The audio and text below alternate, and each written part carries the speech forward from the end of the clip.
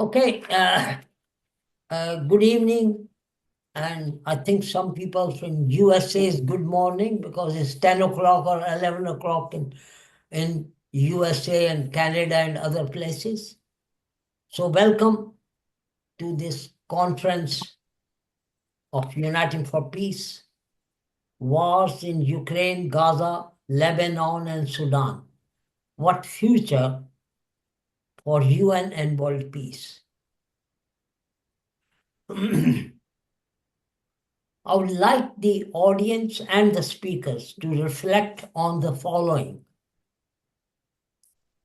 As 120 conflicts rage around the globe, the world is witnessing an unprecedented era of conflict, with wars raging in Ukraine, Gaza, Lebanon, Democratic Republic of Congo, Sudan, just to mention a few, resulting in untold human suffering and challenging the global international order and rule of law. These crises have underscored the fragility of global peace mechanisms and raised questions about the effectiveness of institutions like the United Nations in preventing and resolving conflict. I hope the distinguished speakers and the audience will reflect on how we can revive and rejuvenate the peace movement to be effective for building a more peaceful and equitable world. With these, I will hand over to our chair of today, Rita Payne, Uniting for Peace Vice President, former BBC editor, Asia TV, and former President, Commonwealth Journalists Association. Please welcome Rita. Rita, it's over to you.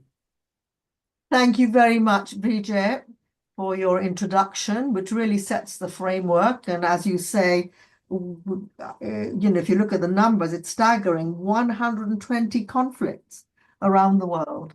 Yeah. And it does seem, ever since the Second World War, from all what commentators say, this is one of the worst times we're seeing when the global order is literally just fragmenting before our eyes.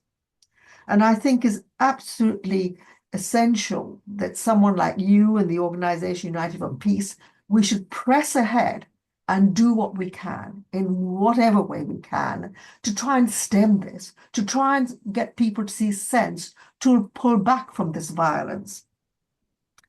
And I'm delighted to join all the distinguished speakers and everybody else who has contributed and who are taking part in this event. And hopefully in the questions and answers, we will get a chance to hear from you as well, because this is what peace is about. Everybody plays a role. Now, as you say, we're on discussion this evening or wherever we are. It could be early morning for some of you. Wars in Ukraine, Gaza, Lebanon, Sudan. So what future for the UN and world peace? Now we know that the UN Secretary General, Antonio Guterres, has made so many appeals over Gaza. We know that Pope Francis, before he died, even on the day before he died, he expressed concern about the deaths in Gaza. So, we had people who are doing their best, people of peace, and we need to make sure that their voices are heard. So hello to everybody. It's very nice to meet you all. Now, the plan, it will be for each speaker to speak up to about 15 minutes, to share their views, their individual perspectives. And after everyone has had a chance to speak, then I might put one or two questions for each of them afterwards, and then we'll open up the discussion for Q&As. Now, I won't hold you up any longer because you've already heard from Vijay. There's a lot to cover. So may I go to the first speaker? So Vijay, do you want to set us off until the other speakers arrive Yeah. about your vision? Do you want to speak now or later? Yeah. No. Yeah, why don't you speak now? Yeah, Okay. until others join. Okay. Okay. Thank you, Rita. And again, welcome to today's conference. And as Rita said, there are ongoing conflicts in Ukraine, Gaza, Lebanon, and Sudan. And these have inflicted immense suffering on countless people and challenged the very principles of peace and cooperation that global institutions like the United Nations are built upon. While Republican lawmakers had launched an effort to withdraw from the United Nations, pursuing America First agenda, their reasoning is that despite the fact that USA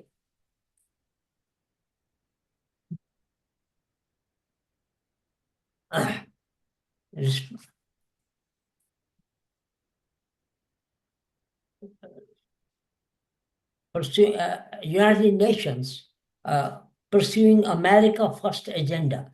Their reasoning is that despite the fact that USA donates billions to the United Nations, what has it achieved? They say this corrupt organization has for decades failed to prevent wars, genocides, human rights violations, and even pandemics. Although this description is over the top, however, the reality is the UN is in need of urgent reforms to work effectively for addressing contemporary global challenges and crises. For example, Trump administration is trying to broker a deal in Ukraine, but UN is sidelined and has no role to play. Today's wars have gone mainstream and peace elusive as 120 conflicts rage around the world, from Ukraine, Gaza, Democratic Republic of Congo, Lebanon, and Sudan.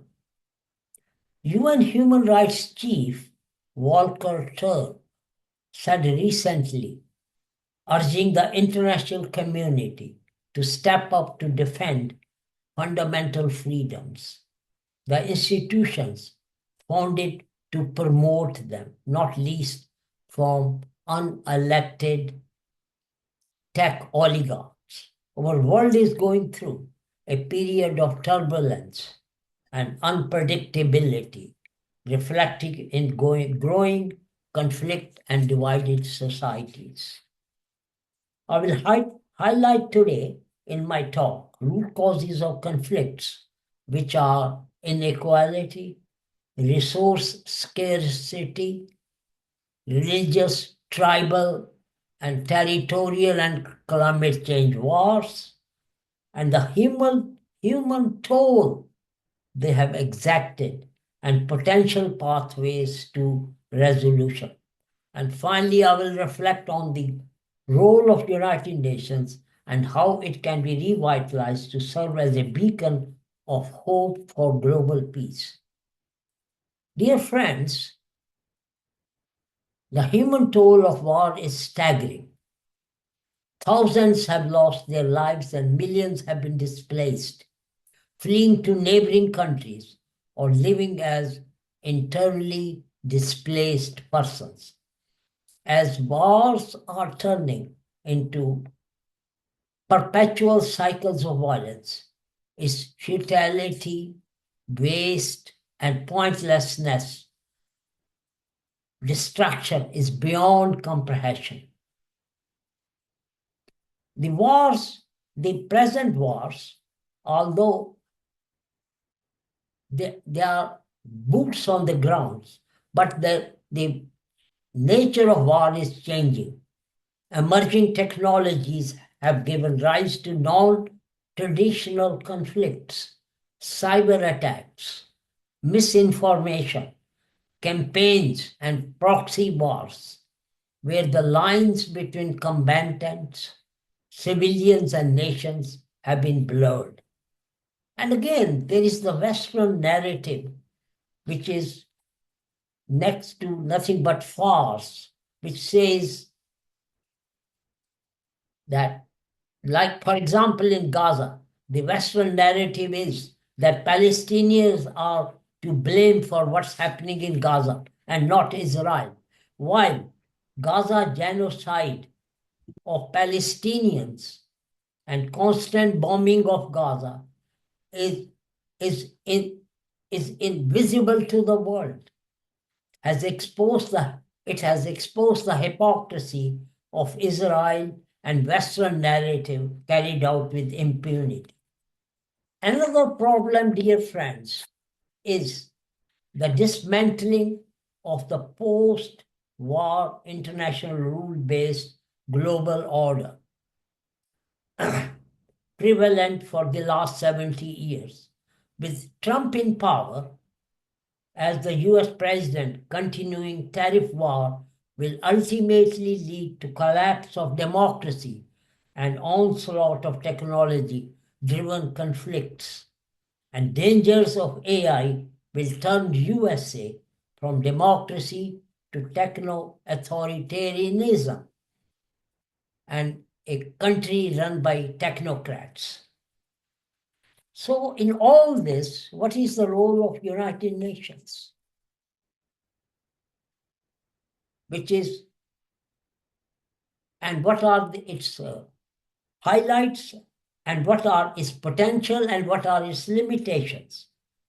To remain relevant, UN must adapt and strengthen its capacity to address, for example, strengthening its peacekeeping functions to protect civilians and conflicts, enhancing mediation, reforming the Security Council to reflect the realities of the 21st century, fostering global cooperation with regional organizations, NGOs, civil society, and to address the root causes of war, which are inequality, resource scarcity, and climate change. And funding the UN is so important, as they need to be funded independently and not depend on US and a few countries. For example, and for UN to become accountable, transparent, and democratic body. For example, the UN's budget of peacekeeping and for its staff and activities is $7 billion US, which is equal to what US citizens approximately spend on cut flower and potted plants every year. And US is here to look after and have peace building for the whole world. And it should work with civil society. UN should work with civil society for adopting a culture of peace and prevention of warfare. We can together, what can we do? We can together hold power to account by the greatest power we have got, which is citizen power. You can see what's happening in the United States against Trump's authoritarian and unjust laws, but by all these protests happening in most of the cities in the US. So we need to build an outspoken information system to get out of this quagmire. Among the other solutions, I say we need to open up in the West to collaborate with Russia, China, Iran, and others so-called bad guys. If you want peace and harmony in the world, as the problems more and more are global, and the solutions have to match them. The UN Secretary General Antonio Guterres said recently, describing UN as essential, one of a kind meeting ground to advance peace, sustainable development, and human rights. And he also said that we have the hardware, UN have the hardware for international cooperation, but the software needs an update in representation to reflect the realities of today. And he called to strengthen multilateral cooperation and reform sovereignty and territorial integrity to prevent conflicts and maintain stability. And he also called Security Council members to overcome the divisions they are blocking effective action for peace. And he said, world looks to you, means the Security Council members, to overcome the divisions that are blocking effective action for peace. The world looks to you to act in meaningful ways to end conflicts and ease the suffering of these wars inflicted on innocent people. He also reinforced by saying multilateralism is only as strong as each and every country is committed to it. So, dear friends, the future of UN is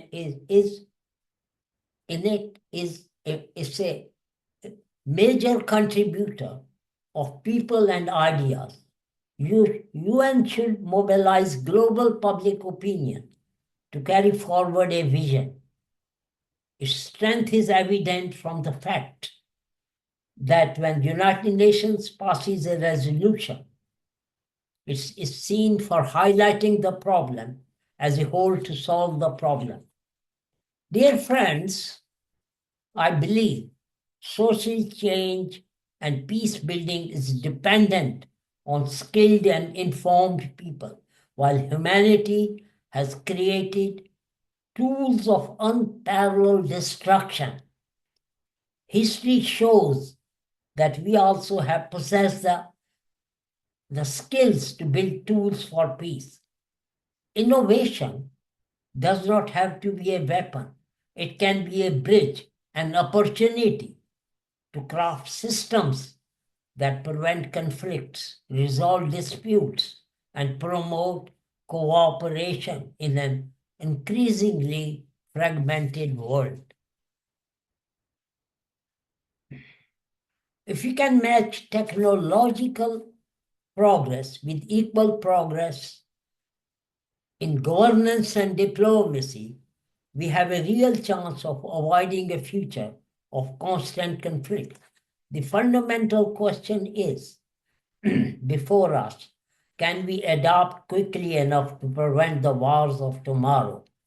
In conclusion and way forward, for peace to prevail, we all need to engage the public to harness their energy to action towards peace, and also to ensure leaders and legislators to keep their promises for changing things for a better world. Some of the campaigning tools I will point out are below. Before anything, study the problem. Ask your member of parliament, senator, congressman, and key decision makers to support peace and disarmament policies. Write letters, emails to world leaders and editors of newspapers. Educate the public, and especially young people. Plan a demonstration. Call a TV, radio talk show. Hold a meeting or run a workshop like the one we are doing today. Put up posters distribute leaflets and brochures, show a video on a campaign topic, make links to peace organizations and like ours, www.unitingforpeace.com. Join peace organization or set one yourself. Set up one yourself. So in conclusion, study, educate, advocate, organize. Let's stop being spectators. Let's be part of the action for a better future. Thank you.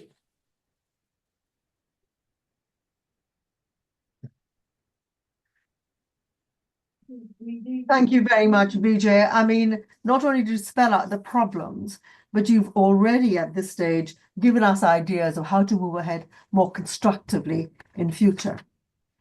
And so there's a lot to learn from what you've already said.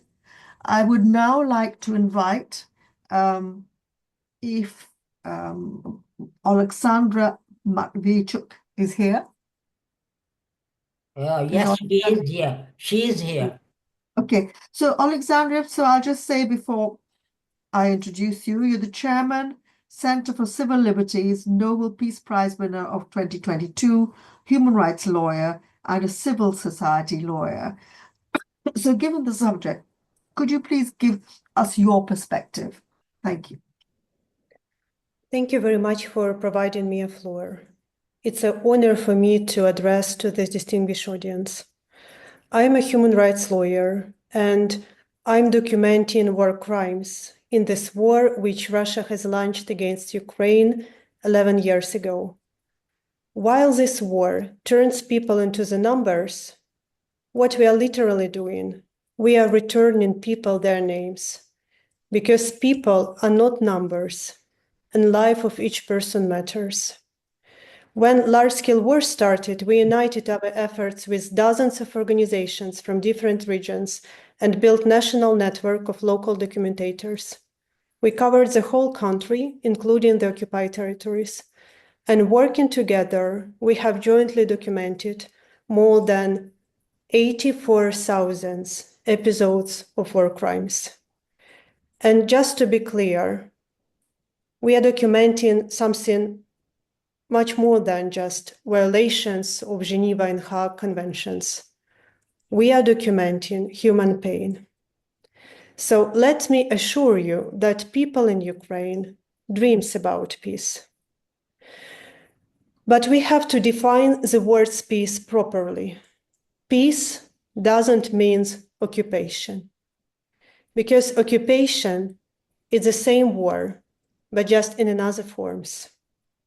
I know what I'm talking about because I'm documenting war crimes, and I know that people who live under Russian occupation, they have no tools how to defend their rights, their freedom, their property, their lives, their children, their beloved ones.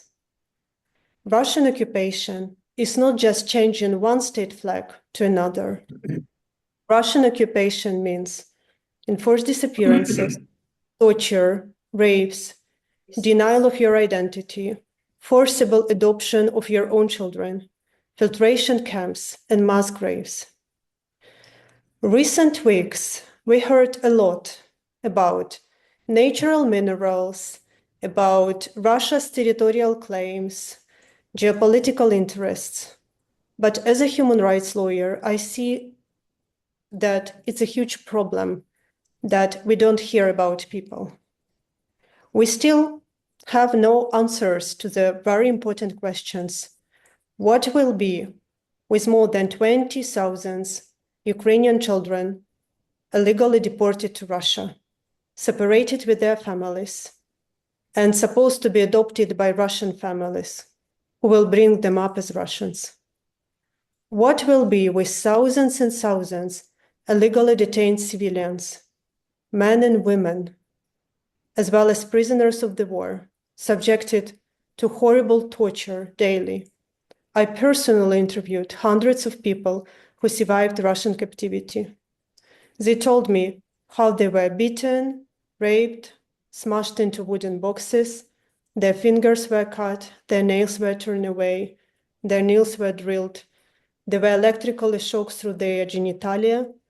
One woman told me how her eye was dug out with a spoon.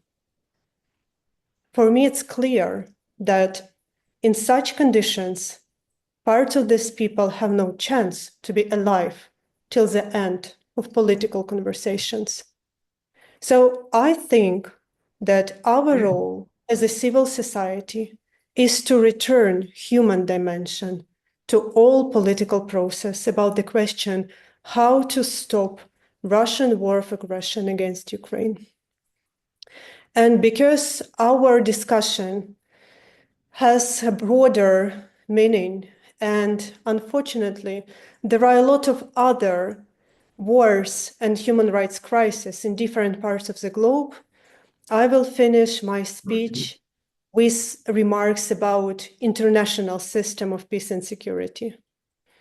I don't know how historians in future will call this historical period, but we happen to live in very turbulent times, when the world order, which is based on UN Charter and international law, is collapsing before our eyes. Before, it was visible for people in Iran, in Sudan, in Somalia, in Nicaragua, in Venezuela, but now it's become more and more visible for people who live in stable, peaceful societies. Because this system was built in past century, and this system provides for certain countries irrational privileges. Now it's led to situations that the work of Security Council is paralyzed. And now, unfortunately, it's easy to predict that such fires like wars can emerge more and more often in different parts of the globe, because the entire international system, like wiring, is faulty and sparks are everywhere. And I think that for human rights lawyers and other civil society actors from different countries, it's a time to unite efforts and to start to push for cardinal reform of the system for peace and security. I think that once again, the main question of 21st century is how we people who live in this century will defend human beings, their lives, their freedom, and their human dignity. Can we rely on the law and international rules-based order, or does just brutal force matter? And answer to this question, it's important not just for people in Ukraine, or people in Sudan, or people in China, or other places. The answer to this question will define our common future, because we live in a very interconnected world, and peace means a freedom to live without fear of violence and have a long-term perspective. I'm very grateful for this opportunity to step in the conversation, and please excuse me, I have to join to the group which has an urgent meeting because of this night bombardment of Kiev, and several people were killed and dozens of people were injured. So unfortunately, I have to return to work. Thank you very much, Alexandra. It is heartbreaking to hear what you have documented yourself, what you've seen, all these cases. And that really brings it home to us, what it's like to be in the middle of a war.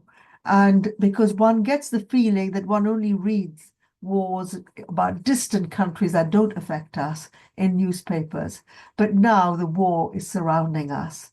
And what you have seen and what you're doing is utterly valuable. And I just wish you strength with the continuing work you're doing to promote peace. And hopefully the world will unite and will try to help Ukraine. And because this nightmare for you must end. So I wish you luck with your meetings. Thank you. I would now like to invite Professor Haim Breshit Zabner, Professorial Research Associate of SOAS University, author of An Army Like No Other, How the Israel Defense Forces Made a Nation. Please welcome Professor Haim Breshit Zabner. Are you here, Professor?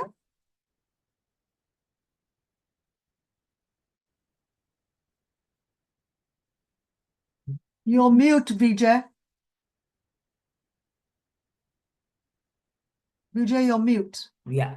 I don't think he's in the audience, and he might join Okay. us later, and you can Okay. invite him later. You can Of start with the next one, which is Yes, Yuri. I will. Well, then if I can move on to Dr. Yuri Shelyazenko, Executive Secretary, Ukrainian Pacifist Movement, Board Member, World Beyond War, Council Member, International Peace Bureau.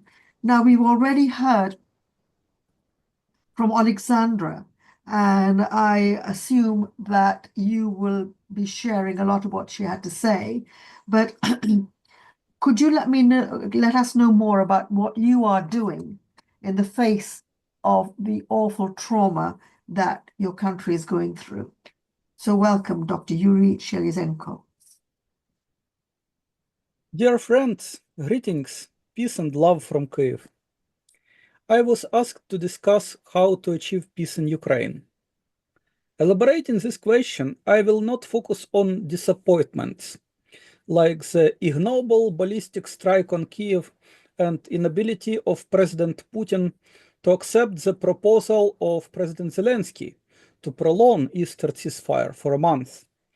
And by the way, both sides recognized relative success of the ceasefire. Despite many violations, Zelensky said there were no air raid alerts, and Putin noted decrease of combat activity on Ukrainian side. So these guns and rockets, etc., could be silenced for good after all, if there is political will. And Trump's team, representing the collective interests of American oligarchy, seeking to make great profits, has done a lot to create economic incentives for political will towards peace. Why on earth not go on with a ceasefire but kill civilians again? I will not ask, because I know the answer. In shameless pursuit of power, in violent self-harming greed and ambition, this is a root of evil. The entrenched militarism must be eradicated to bring genuine, just, and lasting peace. That's why I will focus on the urgent necessity of major global structural changes, radical peace education, and worldwide mobilization to grassroots nonviolent resistance to all forms of war and militarism, necessity to launch and support campaigns of popular draft resistance and provide asylum and protection to conscientious objectors and deserters, like the Object War campaign, a wonderful effort of War Resisters International, Connection EV, and other NGOs, European Bureau for Conscientious Objection. We saw how draft resistors ended the war in Vietnam, and the same must be done to all wars, starting from Putin's war of aggression.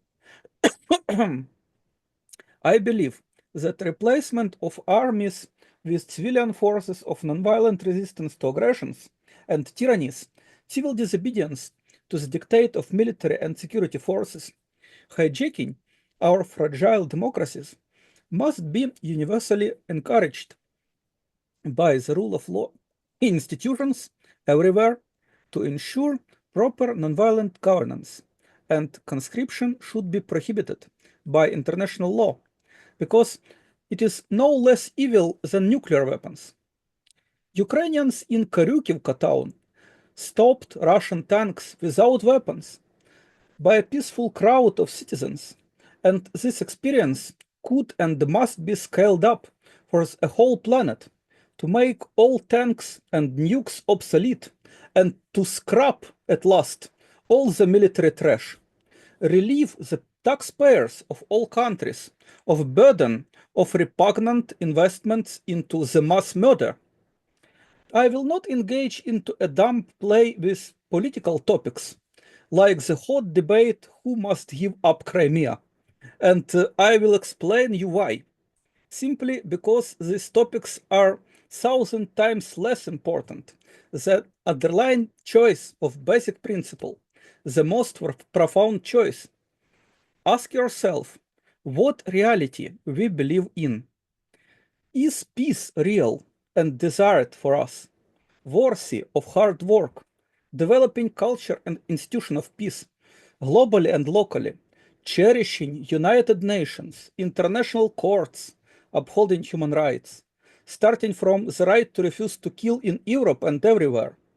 Or you believe that war is more real and desired? Ask yourself, is human life must and could be a peaceful heaven if we try hard? Or are we doomed to live in hell of eternal war for survival? It is a choice between life and death, between freedom and slavery, as simple as that. We need to make today an existential choice between the prolonging tragic murderous and suicidal past or pursuing a hopeful pacifist future. Of course, under the ancient barbaric principle might is right, Ukrainians must give up Crimea to Russians and live as slaves under the yoke of a stronger tribe, like in the Stone Age, but worse because of nuclear bloodshed. Of course, under contemporary international law, Putin's regime must give up the war of aggression, repay, compensate all sufferings and destruction inflicted, withdraw troops, return to Ukraine all illegally occupied territories, including Crimea. And, of course, if we choose the only ethically acceptable future based on necessity of abolition of war, like the humankind already decided to abolish slavery, in this better future, there will be no militarized, violently imposed borders among territories of common planet Earth, and Crimea will belong to whole human family, including Ukrainians, Europeans, Americans, Latino Americans, Africans, Asians, and in the end, Russians too. However painful is to say that after all their army done to us to Ukraine. These are structural changes necessary for peace, I advocate. Peace is a dynamic of life free from violence. Alexandra said rightly, it is also about freedom from fear. There will be no genuine peace while all life on the planet is under threat of burn in the nuclear fire. There will be no genuine peace until people are deceived and forced into fighting wars. And instead of prohibiting the madness, current international law allows it, giving to aggressive dictators like Putin the slave-catching net so cruel as conscription, so-called right of the state to force people to murder. If conscription will be outlawed and popular draft resistance will be encouraged, international institutions of peace like United Nations openly resisting such barbaric institutions as war will have a power base of wide popular support, and governments will not be able to impose on humankind the outdated suicidal militarist agenda of permanent war or preparation for war. To achieve peace in Ukraine and in the world, we could not rely on armies and weapons. Putin's army waging war of aggression will not bring peace, and no army could. We must work hard to make everyone be aware that it is dumb and naive to seek a gut feeling of so-called security in a capacity to harm, to have a weapon or a big army, because only not wise person, to say fairly an idiot, could forget that the more harm are you doing or prepared to do, the more harm will be done to you in the end. Any violence entails more violence. Any feeling of security is false if it is not based on compassion to the same feeling of security of others, and the mutual care for security of each other, the common security, the only genuine security, is called peace. There could be no security without peace, and it must be based on universal disarmament, on the absolute adherence to a principle of talking instead of killing. Instead of seeking revenge and punishment, we must seek peaceful transformations of criminal behavior of warmongers, not appeasing them, not justifying, but condemning their wrong actions and peacefully resisting evil behavior while encouraging good behavior. True justice is about reformation and reconciliation, not retribution, not alienation. Remember it. Instead of preparations for war, we must prepare white societies for nonviolent resistance, using hundreds of known methods, including those used in Ukraine to resist Russian aggression, after the example of unarmed civilian heroes of Kryukivka who turned the Russian tanks back. In the result of such efforts, majority of people everywhere on the planet will honor, respect, and make lives after a model of conscientious objectors rather than soldiers. We must stand with nonviolent resistance, not with armies. It is a best choice to be made individually and collectively, to be pursued with all possible consistency and voluntary discipline. It is better to be a peace church, not army, so we set up a Quaker meeting in Ukraine. It is better to be a peace NGO than army, so we established Ukrainian pacifist movement to unite people and act together for peace and defend our right to conscientious objection to military service. It is better to be a peace studies group than a militarist think tank, so we established the Free Civilian School of Pacifism in Ukraine. It is better to be a postman like Vitaly Alexeyenko, or electrical engineer at the subway like Valentin Adamchuk, or human rights defender and peace scholar like people like myself, for example, but refuse to be a soldier, even under threat of prison, not increase the amount of suffering and death. I would rather be not a soldier without conscience, but a prisoner of conscience. This choice of life and solidarity of all those who choose peace is the only path to peace.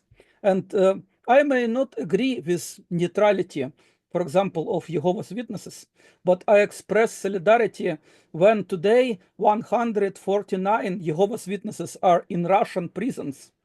There are 7 such prisoners of conscience in Ukraine, only in their church. More, of course, many others from different other churches, imprisoned for refusal to kill in Ukraine, forcibly conscripted, detained in military units. I know an interfaith prayer list here in Ukraine that already includes 607 conscientious objectors in difficult situations. I pray for each of them. Pray for everyone, regardless of religion or philosophical beliefs, who listens to their conscience. Dictators and aggressors abduct civilians from families and homes to their armies, train people to hate and to murder. They wage wars to change the world, seizing power, imposing their evil regimes. They disdain institutions of peaceful governance, such as the United Nations. They disdain human rights. They are making enemies from people from other countries. They demonize those who are not obeying their dictate. They attempt to destroy our humanity. Peace activists too want to change the world, but towards strengthening institutions of peace and abolition of war, abolition of all weapons, abolition of armies, conscriptions, and nuclear weapons. And we must defend human right to peace.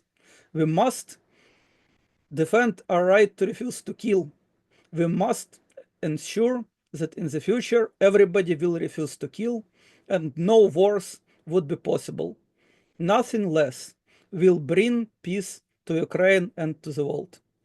So I call for nonviolent resistance to all wars and all militarism. Thank you.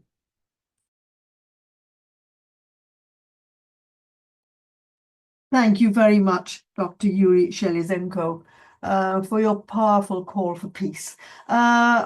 Before we move on to the next speaker, could you talk about yourself, what you've done since the invasion of Ukraine by Russia to try and counter the violence, the deaths and the killing and the atrocities that have been carried out amongst peaceful Ukrainians? Firstly, the main problem is, of course, justifications of war. So we put a lot of efforts into monitoring and preparing strategies for nonviolent action, helping those who implement nonviolent action.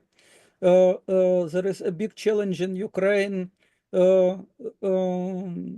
non-recognition of human right to conscientious objection to military service, because after the full-scale invasion, which started in February 24, in the year 2022, and of course it was a major escalation after the Russian aggression started in 2014 with annexation of Crimea and all these tragic events in the east of Ukraine. We worked to develop a culture of peace in Ukraine and resist challenges of militarization and challenges to our fragile democracy, which made many people to worry about risks of military dictatorship in Ukraine. And indeed, what is Ukrainian army doing during mobilization? Currently, from United Nations reports, from report of Parliamentary Commission, by the way, treated with contempt by Ukrainian military. We know that there were deaths in detention of military recruiters. There were tortures and inhumane treatment, usual practice of physical threats to conscientious objectors, any psychological violence and deception was used to make people think that they have no other choice than to become soldiers. And of course, consistent conscientious objectors were true to their conscience, to their beliefs, and it just made the military crazy, and they done horrible things to people who persist in their rejection of war and desire to contribute to protection of Ukraine from Russian aggression in non-violent ways, such as protection of civilians, provision of necessary social services, food, medical aid, provision of housing to refugees, human rights work, Unfortunately, I am forced most of my time to spend on human rights work because in Ukrainian legal system it is very hard to uphold the right to conscientious objection. And there are prisoners of conscience, like, for example, Dmytro Zelinsky. He is Seventh-day Adventist. Their church is helping civilians who suffer from war. Their church is praying for peace. Their church has even, like many other churches, support the military financially and by food, by equipment, and so on. By the way, Quakers are not doing this, but Seventh-day Adventists doing this. Okay, sorry to interrupt, Yuri. I think we better give a chance to move on with the discussion, but hopefully in the Q&As, people want to know more from what you're doing, and I think it's commendable, but and that you're promoting and advocating conscientious objectors. Before I move on, I noticed in the chat, Gary Crane, you want attention to be paid to your post. Now, would you mind waiting till after the next speaker and then I'll call on you to elaborate? So our next speaker is Dr. Richard Lawson, psychiatrist, former speaker of the Green Party of England and Wales, author, Prevention of the War, War Psychosis, which already, I think, has already been mentioned in different forms by speakers. So Dr. Lawson, could you please join us now and share your views and thoughts? Thank you. Many thanks, and it is a huge honor to be here, and I give deep respects to, especially to our Ukrainian colleagues who are experiencing in real life the horror of a terrible war. I have just been approaching war as a psychosis, as I'm a doctor and a psychiatrist, and there is, of course, it's a cliche that war is madness. War is madness, but cliches can be true. War is madness in four senses, four pieces of evidence. First of all, mad in the American sense of he got mad, he got angry. The American, and war is just when leaders become angry and no longer want to speak, and they get physically violent. The second sense of war as being mad is that it is detached from reality.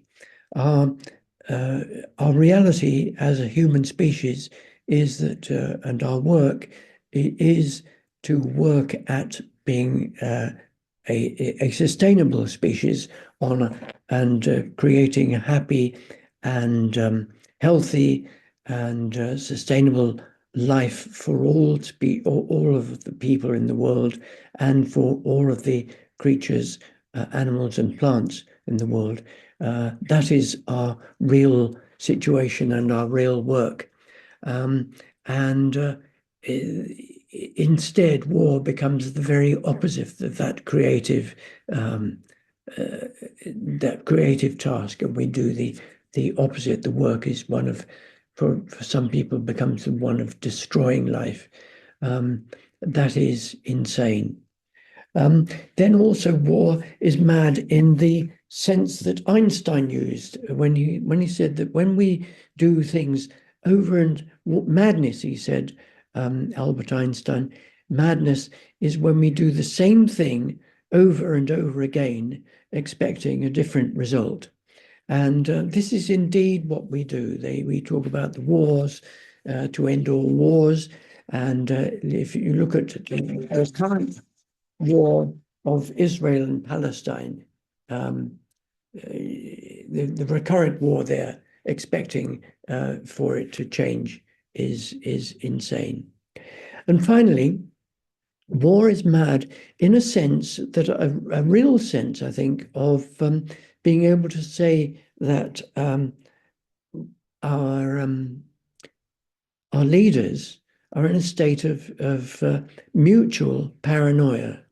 Paranoia is when, of course, you believe that someone is persecuting you, and in war, and also in human psychiatry, in individual psychiatry, people can very often be locked into a psychosis that feeds one into the other and escalates. And this is, of course, is exactly what is happening in the case of an arms race, the arms race that began the First and Second World Wars, and the absolutely unrealistic race in nuclear weapons, which reached some 30,000 at the nuclear weapons at the height of the Cold War, and which mercifully we must remind ourselves that all our labours in the 1970s brought that 30,000 down to a mere 15,000 nuclear weapons. You have to laugh, but we did have our work was rewarded by that reduction, halving of the nuclear weapons. It can be done. So now,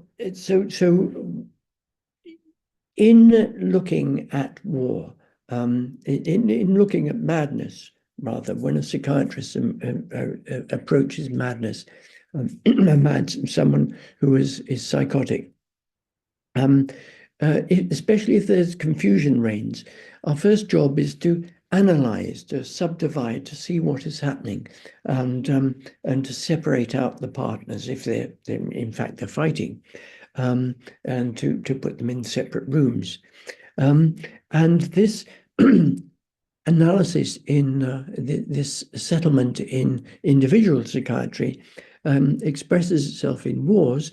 If we approach wars, one way of looking at it, and there are many, many ways of looking at it, but when we approach wars, we can look at them in terms of their causes.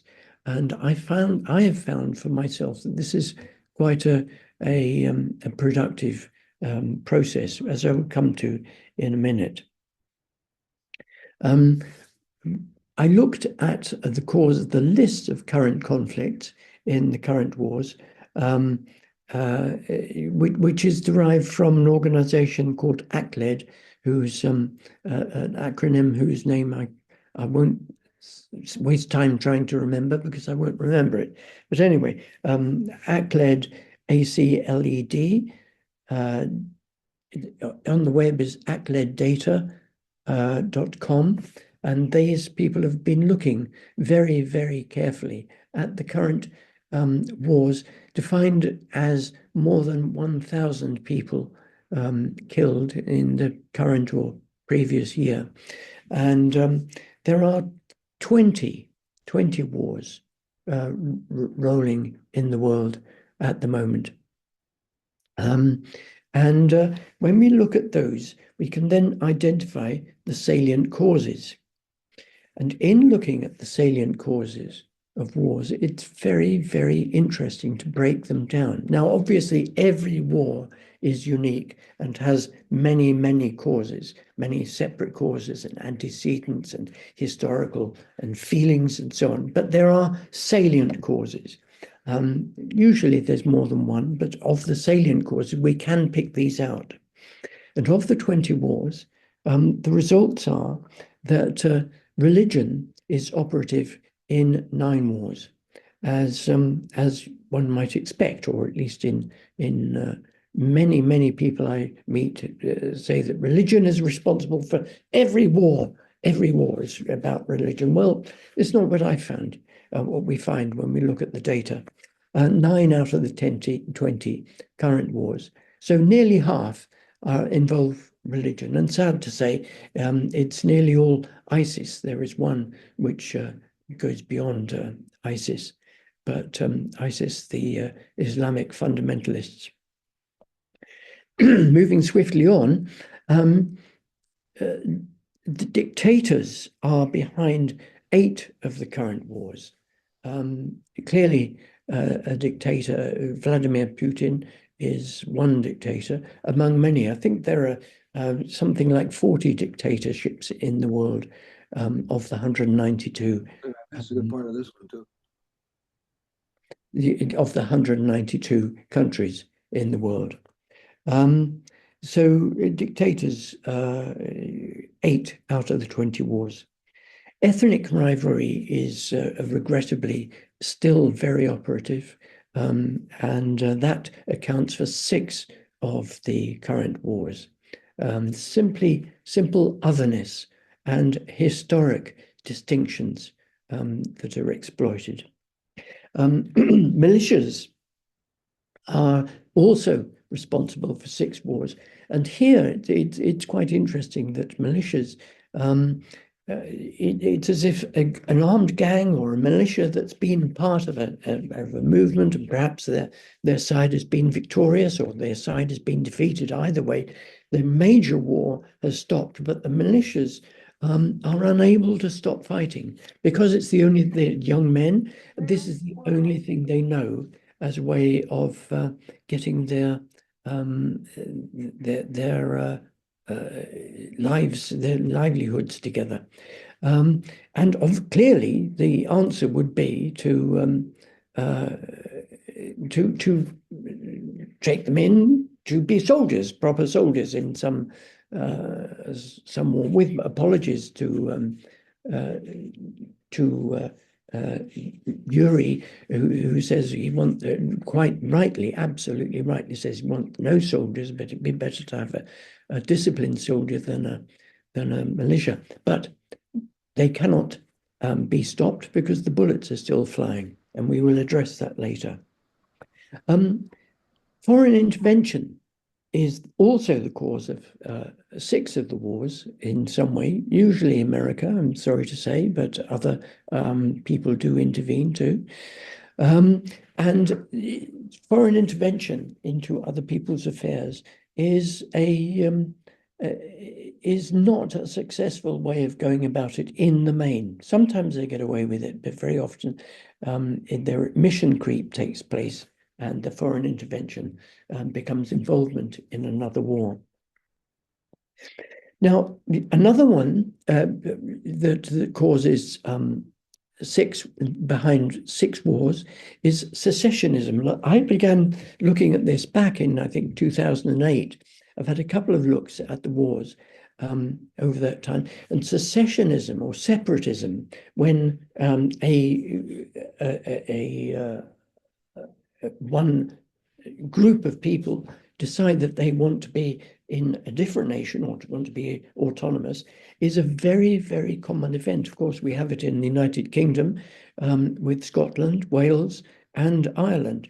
And we've had some bitter wars about secessionism here. And at times in the past years, earlier in this century, it was nearly 1/2 of current wars were about secession, and later on it became 1/3. So secessionism is an important causation. And then we come down to smaller wars, tailing off. Crime and drugs. Mexico is a drug war. And this is why it is incredible that we have Trump. One of the reasons that Trump is in place is because of his making a huge issue about people coming in from Mexico.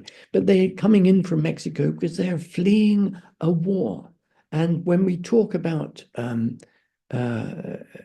migration, nobody, not even my party, the Green Party, that seems to bother to talk about the causation of migration.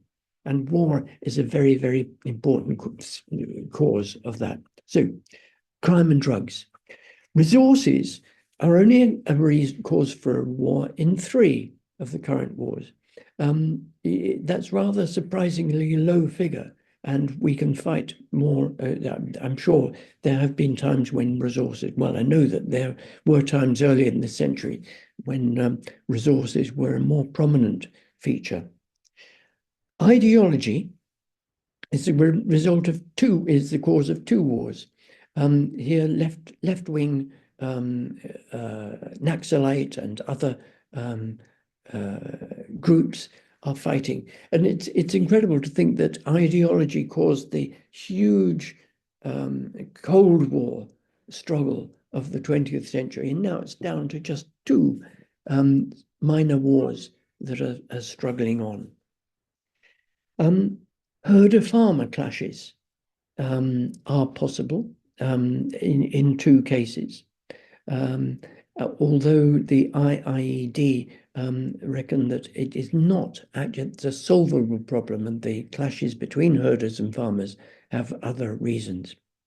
And then finally, poverty, mere absolute poverty and repression of poverty is responsible for conflicts which achieve warlike status. So now, there I've laid out the factors. Those are the factors leading to the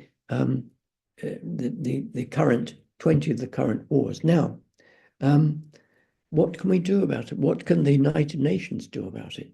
Well, first of all, I put religion on one side because that's not a matter, as far as I can see, for the United Nations. It's a matter for us.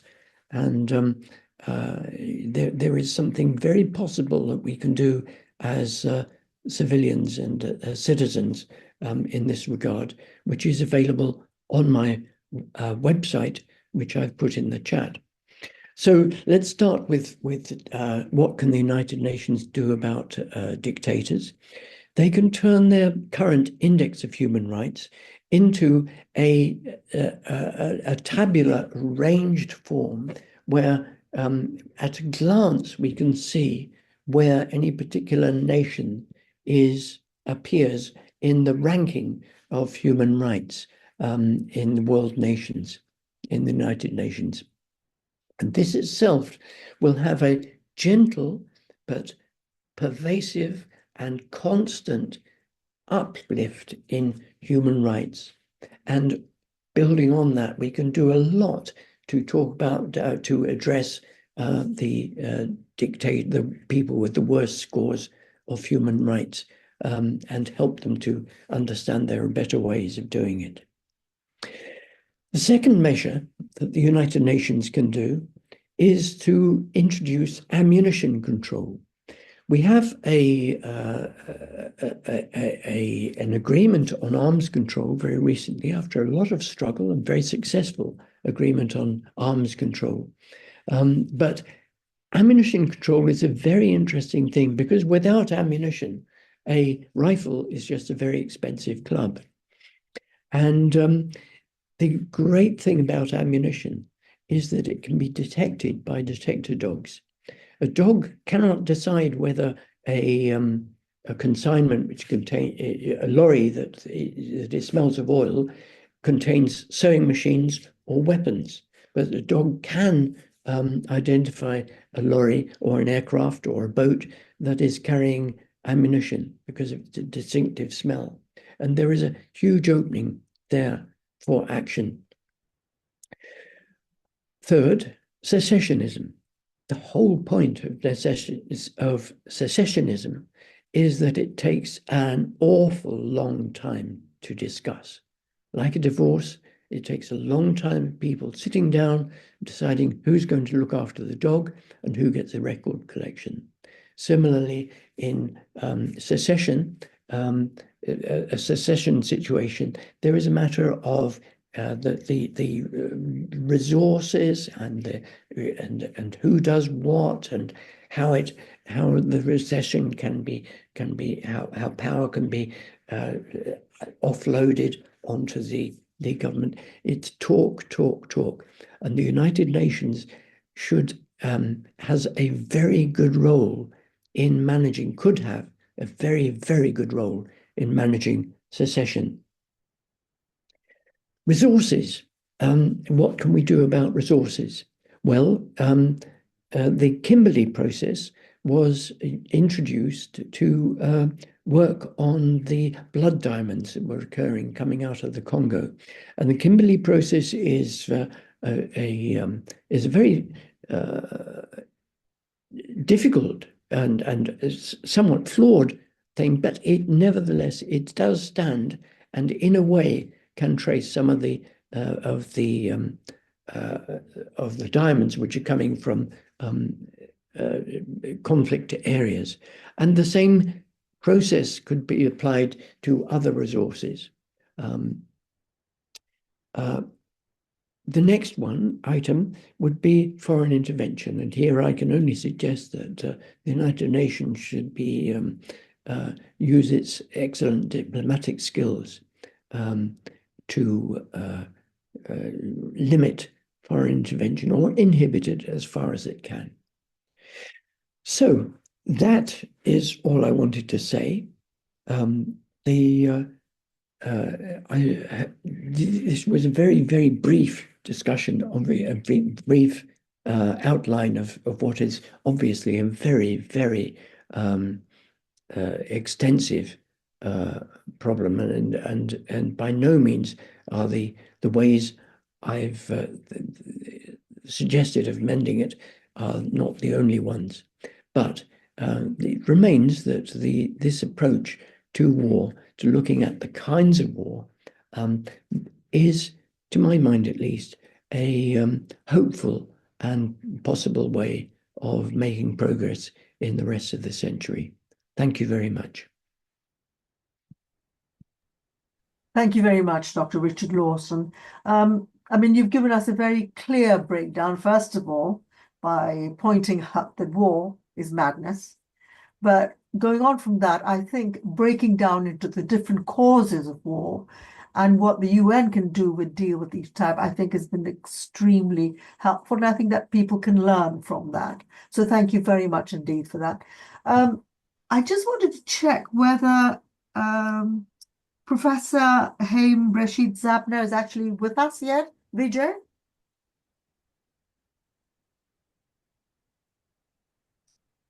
I can't hear you. You're mute. Well, I'm assuming he isn't. And then I think we had Gary, who was keen to say something. Gary, are you still here? Would you like to speak? I think it was Gary Crane. Is Gary Crane here?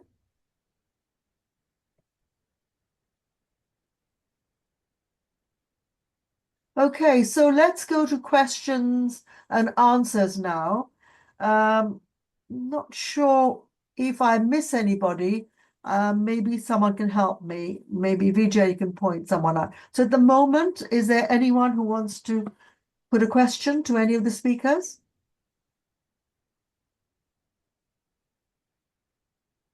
I don't see, let me see if I can, there are 46 participants. Let me see if I can see anybody. Okay.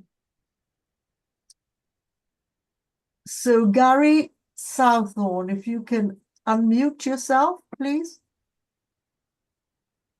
Excellent. So Gary, so what is your question and who would you like to answer it? I would like to ask Richard Lawson. Mhm. I'm from Grey Southon. I'm from New Zealand, and I was really appreciate what you said about the insanity of war.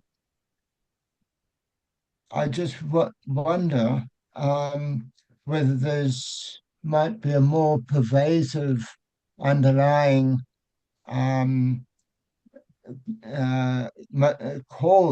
underlying cause for war, and that is what seems to be a very common belief among many societies, that security comes from military power. And that is a very emotional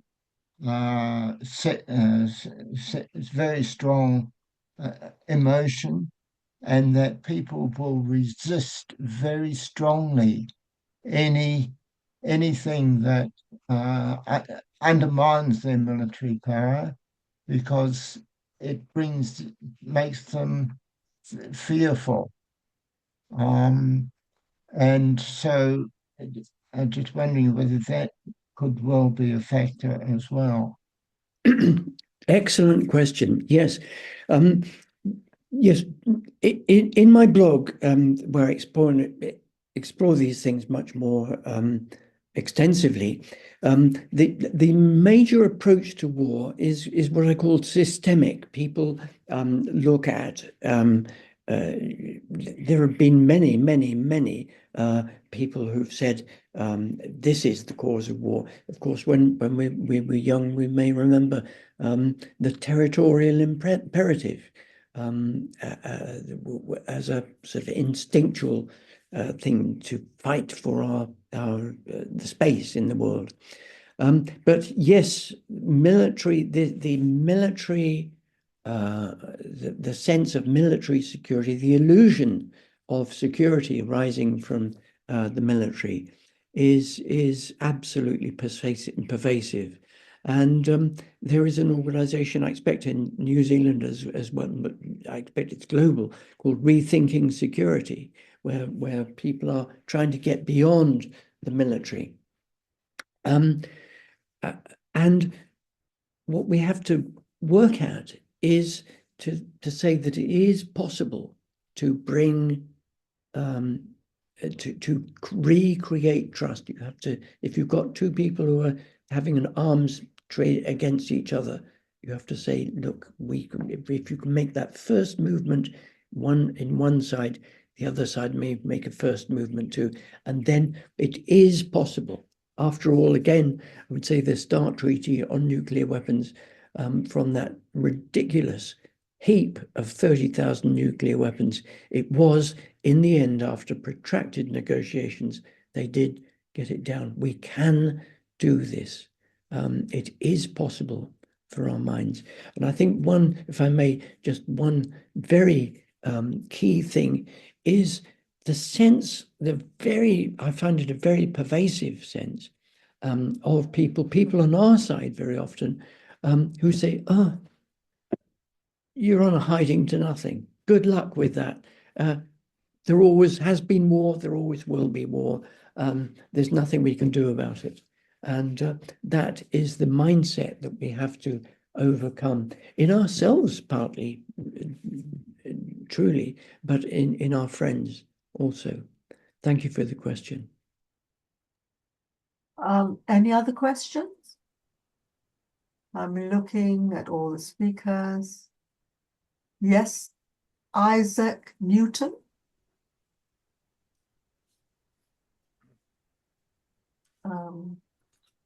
Okay, can someone unmute Isaac Newton? And after that, we'll have Dr. Thomas Dapper. Well, first of all, I'm so grateful, and I thank all the peace activists team for this wonderful conference.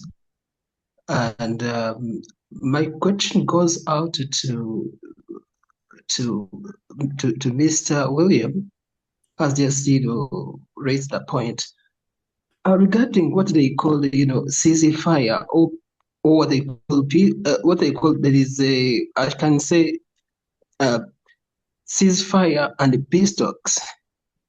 How can the fighting groups, for example, in Sudan, where people are losing their life, be helped in order the so-called ceasefire stop and people respect the agreement that stops them from fighting?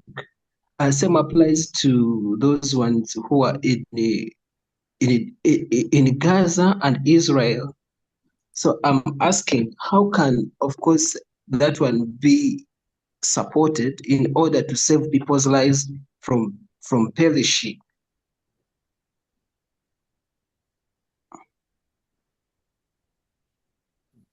So who did you say you wanted to address this? Mr. Williamson.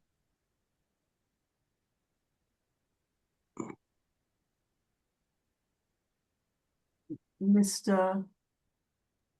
Yes. Sorry, I can't see the person now. Dr. Thomas, of course, can take maybe. Okay. Yes. Okay, so Dr. Do you mean Dr. Lawson? No. Thomas.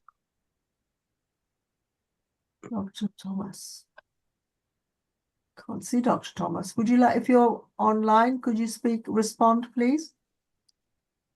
I think Isaac is suggesting I go next. I'm Right, okay. All right. Fine. Yes, please I'm do. happy to do that. Yeah, Yes, yeah. please do that. Okay. Yeah, this has been a very important meeting. Thank you, everyone for organizing it. And I was deeply moved by our Ukrainian woman first speaker. It's a shame she had to go. My question, it's a question to all of us, actually, and a question to VJ, who's been organizing these meetings, and you, Rita.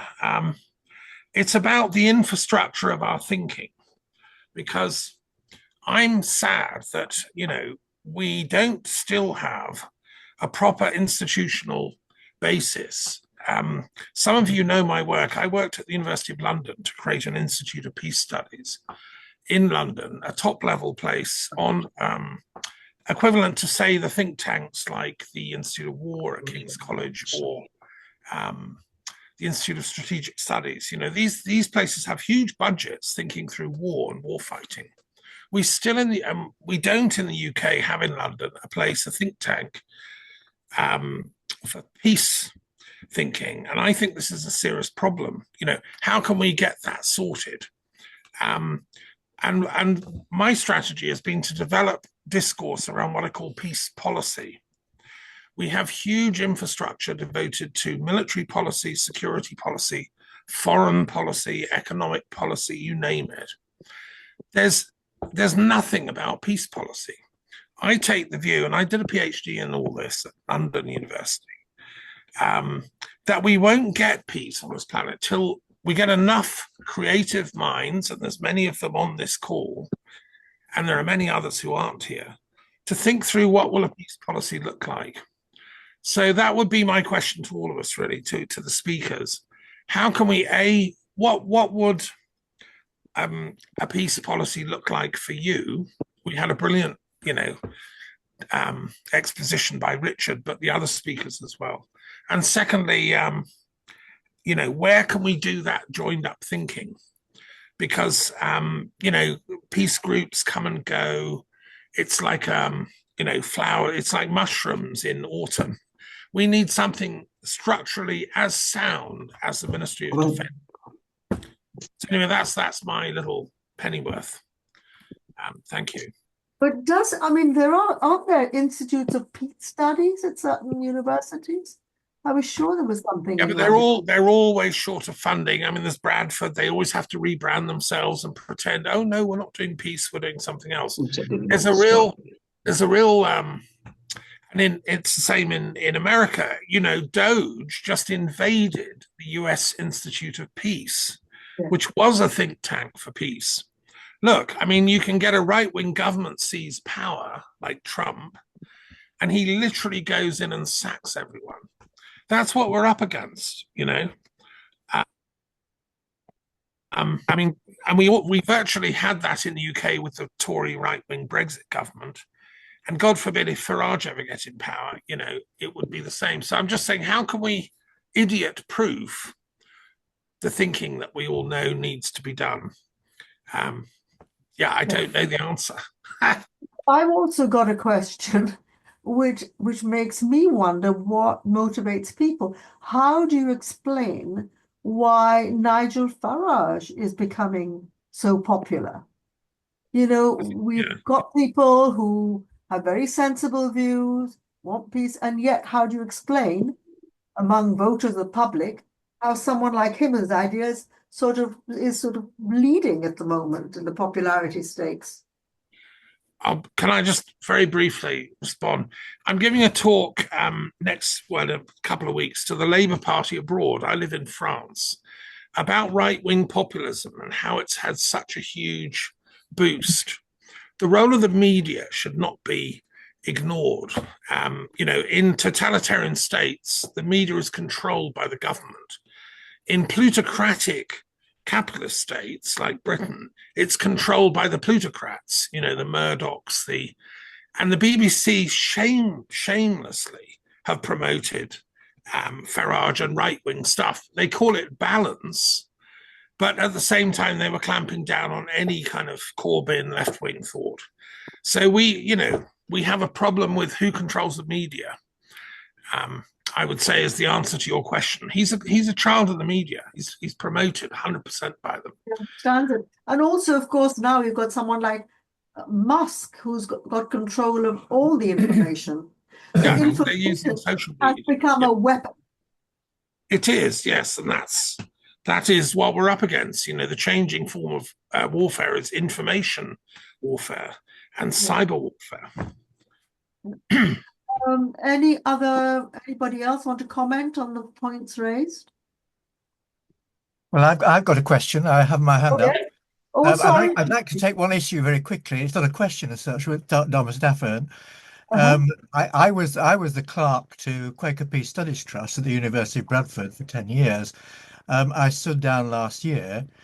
The peace studies and international development at the University of Bradford is alive and kicking in many ways. Quaker Peace Studies Trust provided a grant for students who were undertaking PhD studies. We contributed £15,000-20,000 a year. So there is a lot going on at Bradford. So I would like to dissuade people to think that it isn't. But the second thing is that it's not an issue. It's not a question as such, but it does take part of Thomas Stafford's point about the asymmetry in our media. And also in our history. The history of the world, it seems to me, is the importance of events in the world about war. History we hear about the war, we hear about winners and losers and all the rest of it. What we don't really hear about is how collaboration and cooperation between people is effective as well. How can we And in stop the external natural world, powers? we see huge examples of cooperation and collaboration and how they're very beneficial to all communities of humans and communities of animals, communities of plants. There is this asymmetry, and unless we address this, we will continue to have the sequence of war and violence, and I think has already been said, the madness of repeating things time and time again and not finding a solution to the way in which we cooperate and work together. That's my contribution. Thank you. And yes, that gives us a lot to think about. And also it's encouraging that you say that Bradford Peace Studies is, thriving. Yes. And that's a good start. And partnership, collaboration. Any thoughts on what one can do practically or what anybody is doing to promote partnership and collaboration? Anyone see a hand? I can't see anybody properly. There's Barbara Hardcastle. Okay. Barbara, would you like to talk to us? Barbara, can you hear us?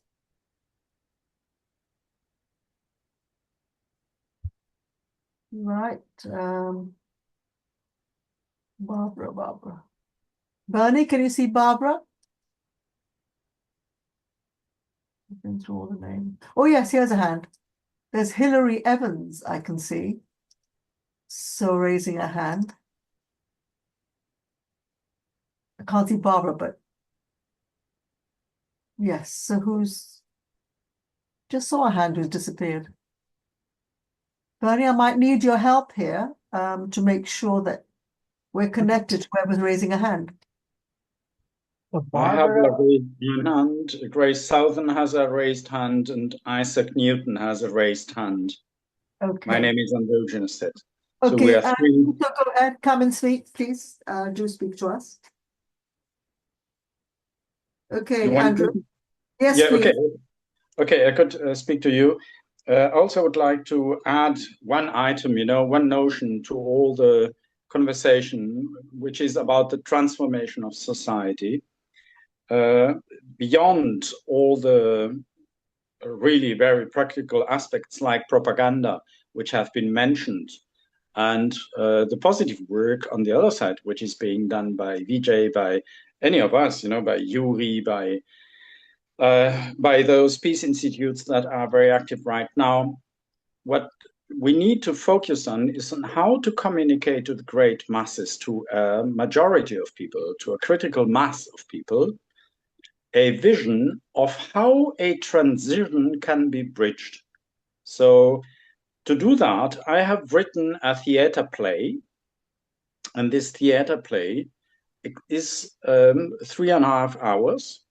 I'm finishing the details of how scenes have to be set up and how the stage needs to be set up, etc. So decoration and all. And once this is done, I will publish it first in German, second in English. And this theater play will allow people who assist to the theater play and to read into it to envision how a transition can be done step by step. My proposal is a transition of 7 years work, continuous work, and this continuous work then leads into what all together are discussing and proposing. Yeah, but we need, let's say, a transition that is worked out in several steps. And I've worked now a transition which works in 7 years, 4 stages every year. So it's 28 stages of transformation. And these 28 stages of transformation are described and played in the theater play. And I think we need more of this kind of discussion, practical discussion, down-to-earth discussion, in order to be able to get people to move on the right track. Because people like to do what they're used to do. People like to do, what feels to them being right because it follows the word and the action of the strong man, the alpha man. Yeah. And with this kind of process, imagination and process visualization, we manage to have the audience, the people themselves, empowering themselves and stepping in, manning up. So I hope, I will put a link to the raw document. I have a short version, which is online. I will put the link to that in the chat. And I think we need to discuss also these practical issues. Thank you. Thank you very much. And hopefully later on, Vijay will be able to share the link as well. Can I interrupt very briefly, because Barbara is trying to ask a question, but she's got a problem with her microphone. I wonder if she could put the question that she wants to put in the chat. And if she does that, is that Barbara? Excellent. Come again. Yes. Can you hear me now? Yes, we yes, can. Yeah. Thank you. Thank you. Let's get somebody to sort it out. It wasn't working. No, what I was saying is a lot of you are on a much higher level than I am on lots of these things. And I feel as though the big thing is we've got to instill hope into people that things can change. Because once they lose hope, you're never going to get them to stand up and defend the things that we're trying to defend. Now, I'm involved in peace education, and tomorrow I'll be talking to about 100 children, and I'm hoping to leave them with the lesson that hope that things can change. And maybe this is what we've got to start doing, giving people that we can change things, because a lot of them just say to me, I don't listen to the news anymore, I don't buy a newspaper, I just turn off completely. And I think that's the big thing. Hope has got to be on the agenda for everybody. Thank you. It wasn't a question, it was just a bit of a statement. Well, I'm glad we're able to communicate with you at last. Yeah, well, thanks very much. Anybody else? Comment? Gary Southern. Okay. Okay, Grace Southall. Yeah. Yes, thank you. Thank you. Yes, I think you've got to realize how extensively our society, our globalized society, depends on cooperation. You look at our internet that we're using right now, our economic system, financial systems, our airlines, our transport. So much of our goods depend on a lot of extensive cooperation between nations. And so that's the reality we're talking about. This common concept of common security is being promoted by the Chinese, by the through the G20, through the Southeast ASEAN, the Association of Southeast Asian Nations. And there's a lot of countries that would gain from a more extensive cooperation. So it's not invisible. It's there, and we need to enhance it in many ways we can.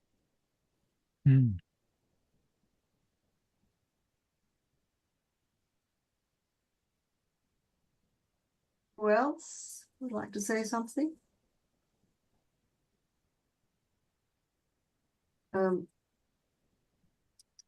You've got Rasim there. Rasim. Hi, Right. hello there. Okay, hello, Rasim. Hi, yes. Yeah, I am actually one of the organizers here, but since there are some respective speakers, we're talking about different topics, I'd like to raise a question. We were supposed to talk about the war in Gaza and Israel and Palestine, which we really haven't touched upon. So I would like to request if there's anyone who wants to touch upon the war that's been raging on, and especially been like a lot of people been killed in the last month in Israel and Gaza, and what is the end to it? Like, what do you think needs to be done in order to bring an end to this war? I mean, if all we can do is discuss, we rather discuss a little bit about this as well. Thank you. I think that's a very important question and a difficult question. And it is worrying to see that how even now death and killings in Gaza is almost being normalized. And that I find really worrying. It's like it's now become a backdrop. So I wonder if anyone on the panel, a speaker, or anyone participating, yes, can explain what's going on. Yes, But, I can. yes. I can.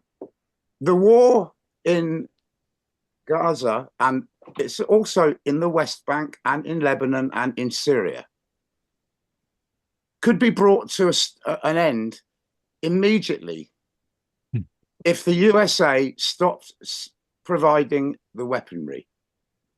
Because if it was to be, I'm not suggesting a guerrilla warfare. I'm not promoting this, all right. But if it came down to a guerrilla, a land warfare, a hand-to-hand battle, Israel wouldn't stand a chance, because the resistance movement of Hamas, Hezbollah, the Houthis, and other Islamic jihad movements, which I am not going to demonize, all right? Make that quite clear to you now, because one man's terrorist is another man's freedom fighter. So what I'm saying here is that if it was a symmetrical battle, then the Israel would have to negotiate with Hamas and the Palestinian Authority. They are not trusted by the Palestinians because they are more or less a police force for the Israeli apartheid state. So basically, what needs to be done is this is a controversial point, but it's a shame that Dr. Bresh, my friend Dr. Breshith, is not with us because he could make this very clear that as long as you have an apartheid state in which basically is a Jewish supremacist entity based on Zionism, as long as that exists, the Palestinians are never going to have a state. They're never going to have their what was promised in the Balfour Declaration, which was that they would have their interests looked after, which was denied. It was I call it the Balfour deception. But so what I'm saying is that it's the military-industrial complex, it's the weaponry. If America stopped providing weapons to Israel, then we'd see an end to all this very quickly. There would have to be negotiations. The problem is that in America at the moment, there has been ever since the beginning of the 20th century, a very strong Zionist lobby in America, which follows these doctrines of millennial dispensation. You know, the fact that the Palestine has to be cleared of everyone except Jews, so that Christ can come down, the second coming, and all this nonsense. All right, but they believe this stuff, and they base their whole political Zionism, as we're talking. There's no religious side to it. I've been on the Palestine Solidarity marches in London, and we get accused of being anti-Semitic. Well, we have Jews on the march with us. We have the people from the Jewish community marching with us against this Zionist menace, which is, and it's in Ukraine as well, this Zionist menace. There are neo-Nazis in Ukraine. This is a fact. I'm not going to go into the history of it and the context because I'd need an hour to tell you about this. But, you know, what we're being told is not exactly the whole story. You know, that was provoked, the situation. It was provoked. It could have been stopped, you know, back in 2022 when there was a peace offer and the British sent Boris Johnson over, well, the Americans said they got the British to send Boris Johnson over to tell Zelensky, no, don't negotiate. Fight till the last Ukrainian. Destroy Russia. Weaken and destroy Russia. I must be the only person on this call who's got a good word to say for Russia. I mean, I've heard that lady who came on earlier. That was nonsense what she was saying about the children being abducted. It's nonsense. They've been looked after in schools and educational. I've got photographs of sent to me by Maria Belova, who's the children's commissioner for the Russian Federation. I've got photographs of his children having a whale of a time, being parties and play groups and everything. The idea that they're being abused and it's utter propaganda. All right, so I don't want to go on too long because I don't want to. I know there are people on this call who are diametrically opposed to my views, and I'm not going to get into an argument about this. It's just that the context is, you know, we have to look at the wider context of why, you know, it didn't start in 2022. It started way back in 2014 when the US staged a coup to overthrow the government of Ukraine. Yeah, so I'm gonna stop there. Yeah, I'm gonna stop. thank you, Bernie. Rita, Can I just, yeah. Rita, there is Yeah. John Gittings' hand. I was just going to come into John Gittings And because he hasn't spoken before this. yeah. I think Dr. Thomas DeFern has spoken, and I think Isaac Newton has spoken, but I will invite them. But first, I want to give a chance to those who haven't said anything yet. So, John Gittings, could I invite you, please, for your comments? Yes, thank you. I mean, I'm very sorry I joined so late. I had communication problems, but it's clear that, and quite rightly, you've moved from the regional, the discussion about the region to tackle the really big issues which face us, or the big issue which faces us, I think, which is that from a peace point of view, all the trends are going in the wrong direction. When we're in a situation where, I'm sorry? All the trends are going in the wrong direction when we're talking about being in a pre-war situation or a forever war situation. I'd like to make 2 points. I think we have to think we have to expand our vision and reshape our arguments in a much larger dimension, and that just 2 dimensions briefly. The first is, I think we need to pay much more attention to what I call the world voice. And this is not just the voice of the Palestinians, and let's not go into that argument, but this is the voice of countries like South Africa and all the other regional powers who, after all, among other things, were very influential through the non-aligned movement and outside it in getting about the treaty for the prohibition of nuclear weapons, and that is one of the achievements we should not forget. So we should, in our own work and in our own research, we should build more bridges with what I call the world voice outside the world of the great powers or the great superpowers. China calls itself a great power too. We are almost in the situation of 1984, but in 1984, the 3 superpowers dominated the world, whereas there's a lot of world outside, and we have to connect with that. The second point I'd make is that in our argument, since people are not listening to us, all the rational points which have been made, they're not cutting through. We have to reframe our argument in terms of the world facing an entirely new crisis, a new turning point. And this brings in all the existential risks which the world faces, nuclear, climate change, AI, and pandemics too. And we have to frame that argument to say to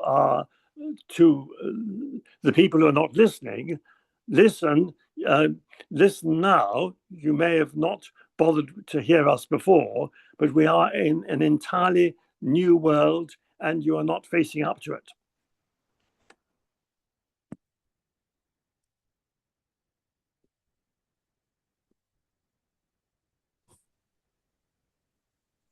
Thank you. I lost you, so please continue. When did you lose me? About 2 minutes ago. About 2 minutes ago, I just got logged out. Oh, Anyway, I see. everyone else. So I just summarize my 2 points being, first, that we should make more connections with the world outside the world of the 3 great power blocks.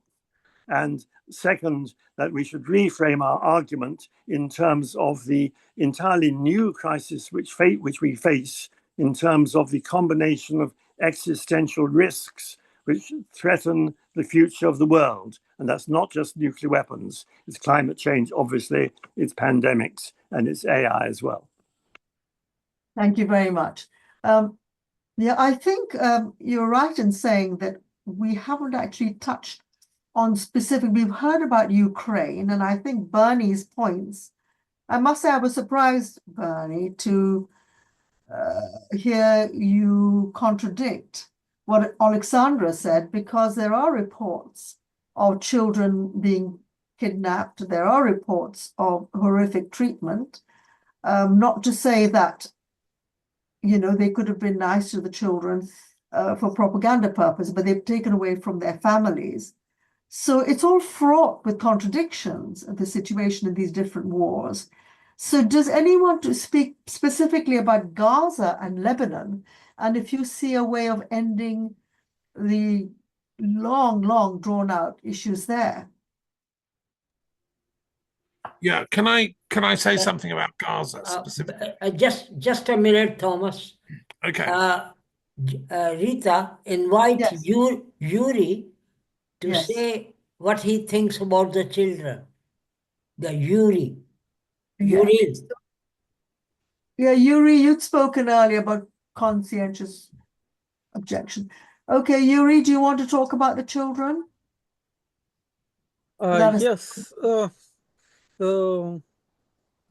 There is a horrible tendency of taking Ukrainian children to Russian captivity and indoctrination children in military patriotic system of education, which, by the way, inherited from Soviet Union, and in Ukraine too, there is military patriotic system of education. And again, it is hard to say I will not undergo these courses because it is actually mandatory part of education, this so-called military patriotic upbringing. We have it instead of civics. So to remedy lack of awareness and knowledge about peace, I started the Freed Civilians School of Pacifism in Ukraine. It includes basics of theory and practice of peace. I discuss with students human right to peace, human right to conscientious objection, methods of nonviolent resistance, including Ukrainian examples, how Ukrainian people resisted to Russian aggression. And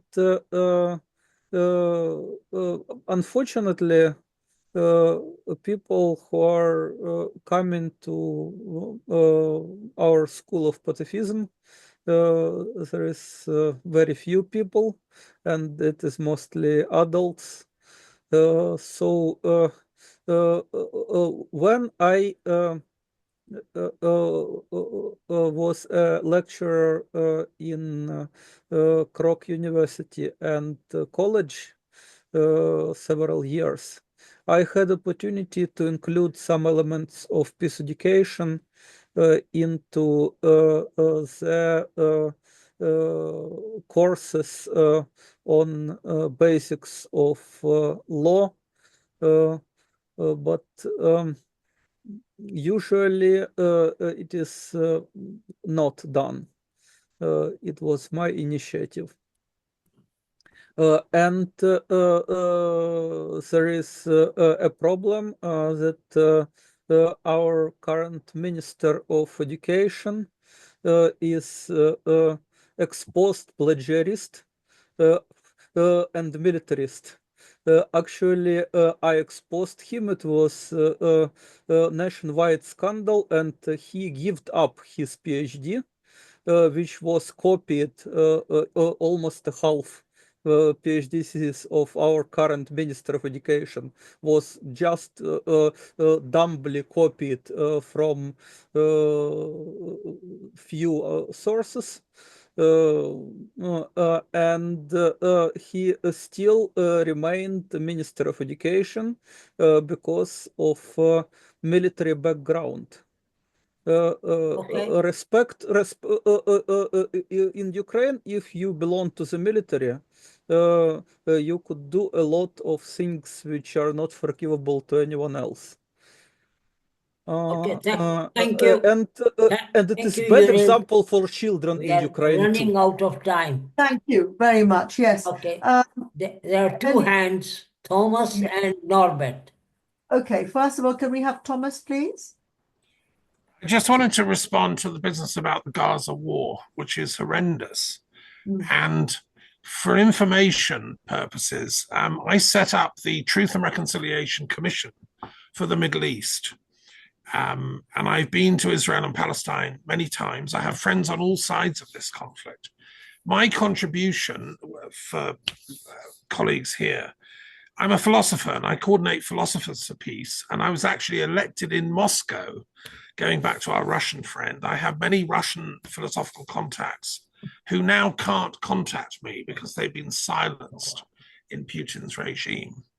But I do believe the power of philosophy and indeed theology is something we can draw on. And so what I've been doing for the last 20 years actually is teaching philosophy and religious studies.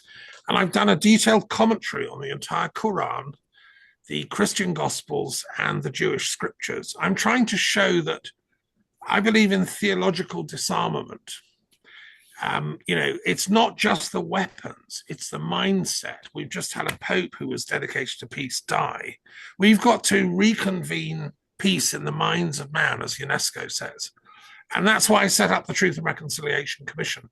The problem is that Netanyahu and the Likud government and the right-wing Zionists have a completely different play sheet. They seem to be from a sort of triumphalist, we're going to defeat everybody. They're reading the worst texts in the Old Testament and drawing stuff out of the swamp. I'm sorry. And I have many Israeli friends that would agree with me.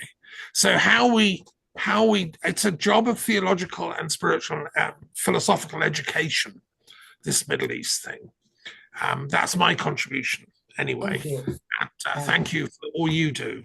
Yeah. Thank you very much. And who was the other person who wanted to speak? Norbert. Yes. Hi, Norbert from Better World Info. Part of the solution, I guess, is peace and conflict education, as you have mentioned. And as part of that effort, we have created a huge resource on both the war in Gaza, Lebanon, Ukraine, and Sudan on betterworld.info. I put it in the chat and I encourage those who are experts in these fields to contact us if they think we could do better. But just to give an example, we have collected 25,000 links on the Gaza conflict alone and put it into context. And of course, we can also make a separate category for solutions and ideas and whatever. So it's flexible and dynamic. Please check it out and get back to us. Thank you. Rita. Okay, now we're reaching the end. Yes. There is Paul Mallet and Barry Simon. Paul Mallet. Right. It's 4 minutes to go before we end. Okay. Paul Mallet. Okay, Paul. Okay, I'll try and keep it very, very brief. Sure. I've got 33 years in the military and a lot of this peacekeeping stuff. In terms of the Middle East and the Israeli situation, I think it's not an argument of reason here. I mean, this has gotten way out of hand there, and we're really in the domain of a lot of emotional context here. And any solution that we have to have has to involve the issue of conditions. I mean, we have to really face reality and say that we will get peace in the Middle East when certain conditions are met. And it can be something as simple as both sides are just exhausted and they don't do this anymore. One side prevails militarily. As Golda Meir said, we love our children more than we love land, and then there will be peace. Some external power comes in and makes a difference, or a preponderance of diplomacy and world opinion. But there also has to be an existence of communications in place. And I think that's something we can probably look at. The existence of even a reasonable solution at some point, even if it's a two-state solution. And then it goes all the way back to the UN and issues of common security and where they're going to go from there. But if we try to just skim the surface here and just deal with some of the very, very surface problems, we just set the stage for the next war at all. The political factors are something that we have to look at. So it's extremely complex. But as Margaret Wheatley says, we just may not be able to solve it, but we just don't refuse to do what we can do in that respect. Thank you. One more person, please. I think it's Barry Simon. Barry, hello. Yes. Hello, thank you very much. I'll try to be brief. First of all, I think Paul's comments were right on. And obviously, I agree with some of the comments that I've heard. I disagree with others. I'm in California, so I have a different perspective, perhaps, than many of you. But I do have a project called Conversations for Peace. There's 15 videos up on the website, conversationsforpeace.com, which started with me after attending a Rotary International conference and then going to Israel and interviewing people from all sides to on what would be possible if everybody could get along. And they couldn't really, none of them, whether Palestinian, Israeli, Arab, Jewish, whatever, the mayor of Haifa, rabbi in the West Bank, nobody, the Palestinian lawyer in the South, nobody could speculate on what would be possible because they've never known it. And so in my Conversations for Peace project, to be brief, that has now evolved into Concerts for Peace. Given that music is an international language, we are collecting videos from around the world. Our first concert on International Day of Peace in September 2023 was globally streamed. The third International Day of Peace Concert for Peace from Harm to Harmony will be held globally streamed on September 21st. If anybody on this call would like to find out how you might participate, or if you have talent that would like to submit a broadcast quality video for this conference, I would appreciate it. My email address is conversationsforpeace@gmail.com. That's FOR, conversations, FOR, conversationsforpeace@gmail.com. Thank you for giving me a minute, and may peace prevail. I'm reminded of the quote that when the people lead, the leaders will follow. Right now, our world is being led by very strong right-wing, far-right, strong leaders, powerful, demanding leaders, and they're overpowering the people. Right now, the people need to speak up more and more, in my opinion. And please, God, Lord, Spirit, Buddha, whatever you want to call him, let there be peace on earth, and we can all get along. We really can all get along if the governments get out of the way. That really helps us to round up this discussion on a very positive note. And I agree totally that we underestimate the power of culture and music. So we will certainly follow up on your links and your suggestions. That's great. So Vijay, it's time to round up, I think. Okay, yeah. I think you will. Thanks, Rita. It's been a great audience, and we had a vibrant question answer session. And let me thank all the distinguished speakers and also the contributors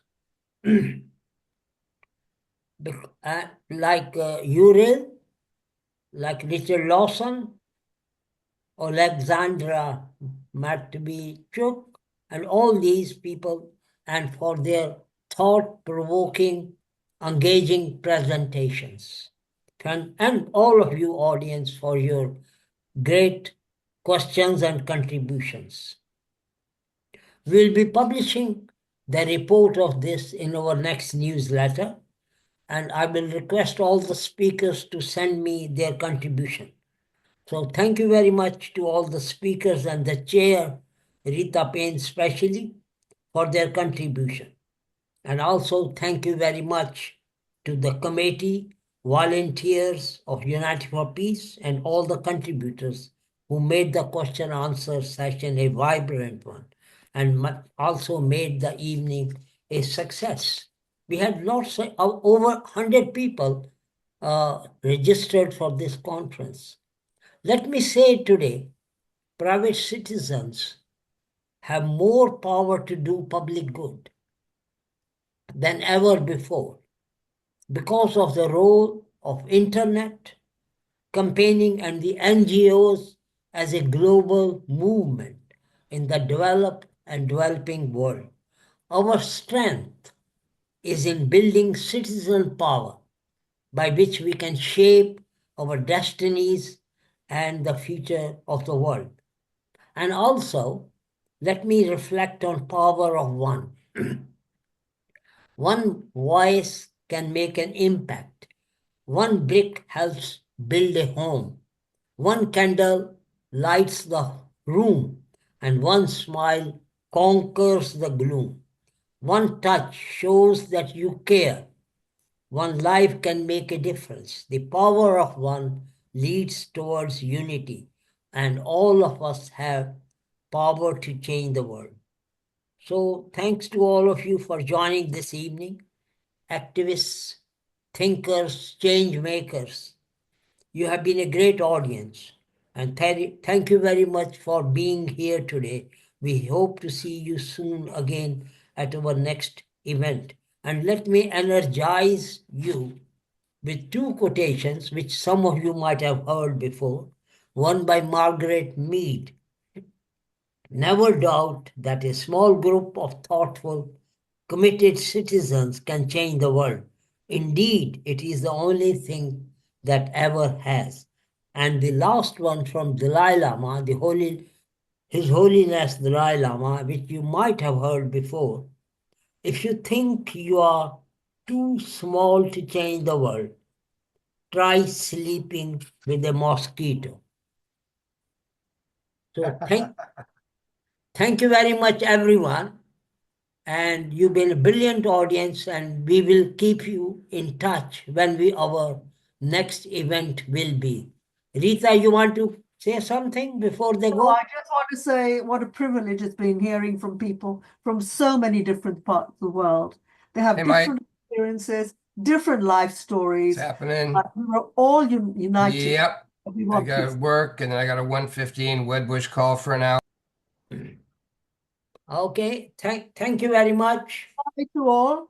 Wish you well.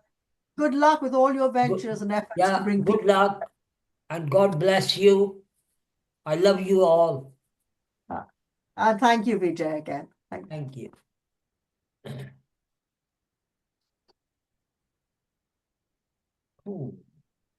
Have a good, peaceful evening. And we must remember, no aggression could be apologized. We must resist all aggressions. And we must do it non-violently. Because if we don't resist aggressions non-violently, the military will hijack all place and turn it into hell. Okay. Yeah, thanks very much for Uriel for your everybody. contribution. All the best. Bye-bye. Bye-bye. Bye.